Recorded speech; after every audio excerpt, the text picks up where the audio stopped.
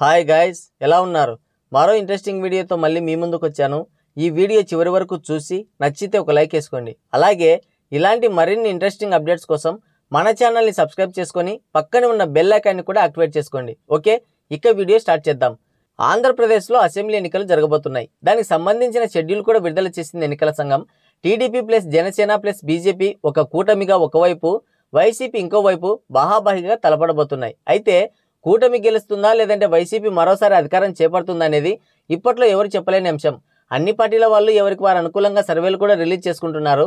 ఈ విషయాలన్నీ పక్కన పెడితే 2024 ఎలక్షన్స్లో కొన్ని అసెంబ్లీ స్థానాలు ప్రత్యేకంగా అందరి దృష్టిని ఆకర్షిస్తున్నాయి. అలాంటి వాటిలో పిఠాపురం అసెంబ్లీ నియోజకవర్గం కూడా ఒకటి. ఎందుకు ప్రత్యేకం అంటే 2019లో భీమవరం, గాజువాక ఈ రెండు అసెంబ్లీ సెగ్మెంట్స్లో ఓడిపోయిన జనసేన అధినేత పవన్ కళ్యాణ్ ఈసారి పిఠాపురం నియోజకవర్గంలో అసెంబ్లీ అభ్యర్థిగా పోటీ చేయడమే దానికి కారణం. మరి పవన్ కళ్యాణ్ ఈ పిఠాపురంలో గెలవగలడా లేదా? కులాల వారీగా చూస్తే ఎవరి జనాభా అధికంగా ఉంది? పిఠాపురం నియోజకవర్గం యొక్క ప్రత్యేకతలు ఏంటనేది ఒక్కసారి చూద్దాం. గత ఎన్నికల్లో 2 చోట్ల ఓడిపోయిన పవన్ కళ్యాణ్ ఈసారి ఎలాగైనా గెలిచి అసెంబ్లీలో అడుగు పెట్టాలని పిఠాపురంలో పోటీ చేస్తున్నాడు. అయితే ఇక్కడ నుంచి పవన్ కళ్యాణ్ పోటీ చేస్తాడని ముందే ఊహించిన వైసీపీ కాపు నాయకుడు ముద్రగడ పద్మనాభాన్ని తమ పార్టీలో చేర్చుకొని వంగా గీతను గెలిపించే బాధ్యతను అప్పగించింది. అయితే పిఠాపురం నియోజకవర్గ చరిత్ర చూస్తే ముద్రగడకు పీడకలగానే ఉంది.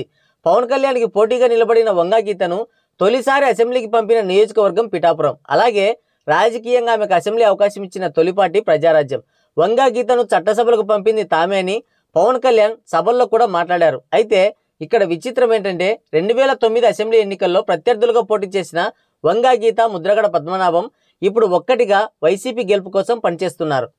వంగా గీతను తొలిసారి అసెంబ్లీకి పంపిన పిఠాపురం ప్రజలు ఇప్పుడు ఆమె గెలుపు కోసం పనిచేస్తున్న ముద్రగడ పద్మనాభాన్ని అప్పట్లో 3వ స్థానానికి పరిమితం చేశారు.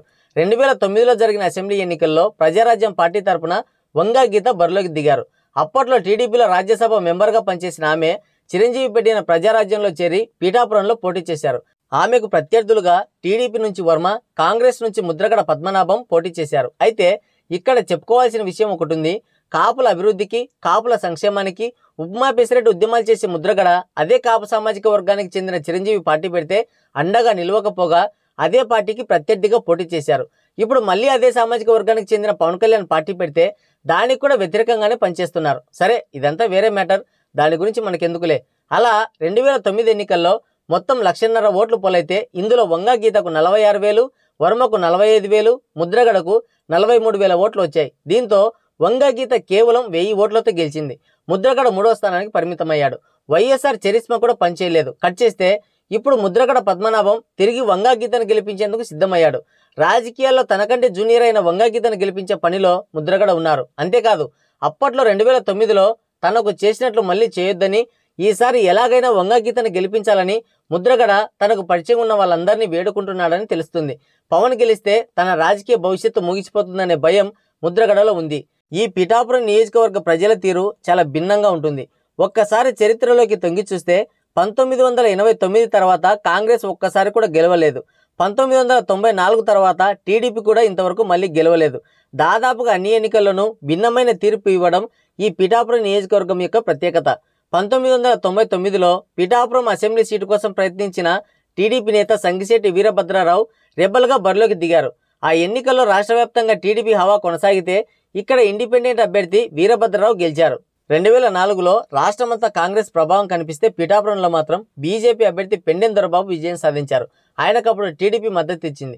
2009 ఎన్నికల్లో త్రిముఖ పోటీ జరిగితే ప్రజారాజ్యం పార్టీ తరపున వంగా గీత స్వల్ప మెజార్టీతో విజయబావుట ఎగురవేసింది. టీడీపీ 2వ స్థానం దక్కించుకుంటే అప్పటి అధికార కాంగ్రెస్ తరపున పోటీ చేసిన ముద్రగడ పద్మనాభం 3వ స్థానానికి పరిమితమయ్యాడు. మళ్ళీ 2014లో మళ్ళీ టీడీపీ టికెట్ ఆశించి భంగపడ్డ వర్మ రెబల్గా బరిలో దిగి గెలిచారు. టీడీపీ అభ్యర్థి విశ్వం డిపాజిట్ కూడా దక్కించుకోలేకపోయాడు. గెలిచిన తర్వాత వర్మ మళ్ళీ టీడీపీలో చేరి ఆ పార్టీ అనుబంధ సభ్యుడిగా కొనసాగాడు. ఇలా చాలా ఏళ్ల పాటు అధికారంలో ఉన్న పార్టీ అభ్యర్థులు పిఠాపురంలో ఓడిపోతూ రావడం ఒక ఆనవాయితీగా ఉంది. కానీ 2019 ఎన్నికల్లో మాత్రం ఆ ట్రెండ్కి బ్రేక్ పడింది. ఇలా 25 సంవత్సరాల ఆనవాయితీకి చెక్ పెడుతూ 2019 ఎన్నికల్లో వైఎస్ఆర్సీపీ అభ్యర్థి పెండెం దొరబాబుని గెలిపించారు ఓటర్లు. ఆ ఎన్నికల్లో 14,992 ఓట్ల మెజార్టీతో పెండెం దొరబాబు గెలిచారు. దాంతో 1994 తర్వాత తొలిసారి పిఠాపురం నుంచి అధికార పార్టీ ఎమ్మెల్యే ప్రాతినిధ్యం వహించినట్లయింది. 2014 ఎన్నికల్లో గెలిచి పిఠాపురం నుంచి రెండోసారి అసెంబ్లీలో అడుగుపెట్టాలనే పట్టుదలతో వంగ గీత ఉన్నారు. ఈ పిఠాపురం నియోజకవర్గాన్ని ఒకసారి ఏరియాల వారీగా కులాల వారీగా చూద్దాం. 2009కి పూర్వం ఈ నియోజకవర్గంలో పిఠాపురం, గొల్లప్రోలు మండలాలు మాత్రమే ఉండేవి. ఈ నియోజకవర్గాల పునర్విభజనలో భాగంగా ఒకనాటి సంపర నియోజకవర్గంలో భాగమైన యు కొత్తపల్లి మండలం పిఠాపురంలో చేరింది. కొన్నేళ్ల క్రిందట గొల్లప్రోలు నగర పంచాయతీ అయింది. మొత్తం మీద 2 మున్సిపాలిటీలు, 3 మండలాలు ఈ నియోజకవర్గంలో ఉన్నాయి. మొత్తం 242 పోలింగ్ బూతులలో 2,30,188 మంది ఓటర్లు ఉన్నారు. అందులో దాదాపు 90,000 మంది అర్బన్ ఓటర్లే ఉన్నారు. పిఠాపురం అసెంబ్లీ నియోజకవర్గంలో బీసీల సంఖ్య ఎక్కువగా ఉంటుంది. కులాల వారీగా చూస్తే కాపులు ఎక్కువ. పిఠాపురంలో యు కొత్తపల్లి చేరిన తర్వాత బీసీల సంఖ్య అమాంతం పెరిగింది. అయినప్పటికీ కాపు నేతల వైపే ఇక్కడి ఓటర్లు మొగ్గు చూపుతుంటారు. 1972 తర్వాత చూస్తే వర్మ మినహా కాపు నేతలే పిఠాపురం నుంచి గెలుస్తూ వచ్చారు. ప్రజెంట్గా వైసీపీ తరఫున పోటీ చేస్తున్న వంగ గీత, టీడీపీ జనసేన కూటమి తరఫున పోటీ చేస్తున్న పవన్ కళ్యాణ్ ఇద్దరు కాపులే. ఇక్కడ పోటీ చేస్తున్న పవన్ కళ్యాణ్ పిఠాపురం అసెంబ్లీ నియోజకవర్గంలో స్థిర నివాసం ఏర్పాటు చేసుకుంటాను, సొంత ఊర్లాగా చేసుకుని మోడల్ నియోజకవర్గంలాగా మారుస్తానని చెప్తున్నాడు. అయితే బీసీలు నిర్ణయాత్మకంగా ఉండే చోట పవన్ ఎలా నెగ్గుకు రాగలడు అనే దానిపైన మాత్రమే ఆయన విజయం ఆధారపడి ఉంటుంది. పవన్ కళ్యాణ్కి పిఠాపురంలో సానుకూల అంశాలతో పాటు ప్రతికూల అంశాలు కూడా ఉన్నాయి. ఈ నియోజకవర్గంలో కాపు సామాజిక వర్గం ఓట్లు దాదాపు 90,000 వరకు ఉన్నాయి. అయితే వంగ గీత కూడా అదే సామాజిక వర్గానికి చెందిన నేత. దానికి తోడు ముద్రగడ పద్మనాభం వంగ గీత గెలుపు కోసం పాటుపడుతున్నాడు. కాబట్టి కాపు సామాజిక వర్గ ఓట్లు గంపగుత్తుగా పవన్కి పడే ఆస్కారం లేదు. ఇక మిగిలింది బీసీలు. వీరిని ఏ విధంగా తన వైపుకి తిప్పుకోగలడు అనేది ఇక్కడ కీలకంగా మారింది. 2014లో టీడీపీ రెబల్ అభ్యర్థి గెలుపులో బీసీలదే పెద్ద పాత్ర. కాపులకి బీసీలకి మధ్య ఉన్న వైరుధ్యాన్ని పవన్ అధిగమించగలిగితేనే ఇక్కడ అవకాశాలు మెరుగవుతాయి. అర్బన్ ఓటర్లు గణనీయంగా ఉండడం కలిసొచ్చే అంశమే కానీ గెలుపు కోసం టీడీపీ మీద ఆధారపడే పరిస్థితిలో ఉండడంతో ఏ మేరకు సహకారం దక్కుతుందన్నదే ఫలితాలను నిర్దేశిస్తుంది. పిఠాపురంలో ఎలాగైనా సరే ఈసారి గెలిచి అసెంబ్లీకి వెళ్లాలనే పట్టుదలతో పవన్ కళ్యాణ్ ఉన్నాడు. అక్కడి టీడీపీ ఇన్ఛార్జ్ వర్మతో కూడా సఖ్యతగానే మెలుగుతున్నాడు. అయితే టీడీపీ జనసేన శ్రేణుల మధ్య సమన్వయం ఏ మేరకు ఉంటుందనేది ఇక్కడ అర్థం కాని విషయం. ఒక విధంగా చూస్తే కొంచెం గెలిచే అవకాశాలు పుష్కలంగా ఉన్నాయి. పిఠాపురం ప్రజలు ఎంతో మందిని ఊహించని విధంగా అసెంబ్లీకి పంపారు.